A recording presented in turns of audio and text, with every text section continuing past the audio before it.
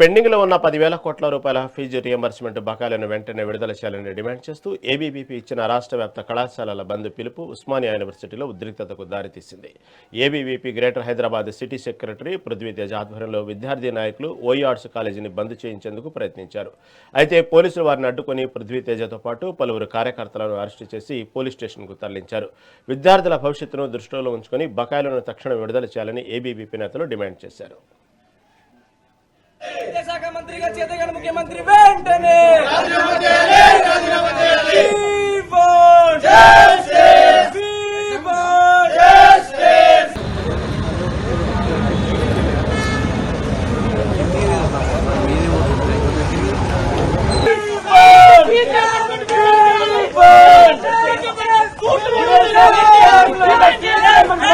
Fee reimbursement బకాయిలను విడుదల చేయాలని చెప్పేసి ఈరోజు శాంతియుతంగా కళాశాలలు బంద్ చేస్తుంటే రేవంత్ రెడ్డి ఫీజు రియంబర్స్మెంట్ ఇవ్వకుండా మమ్మల్ని అరెస్ట్ చేస్తా ఉన్నాడు.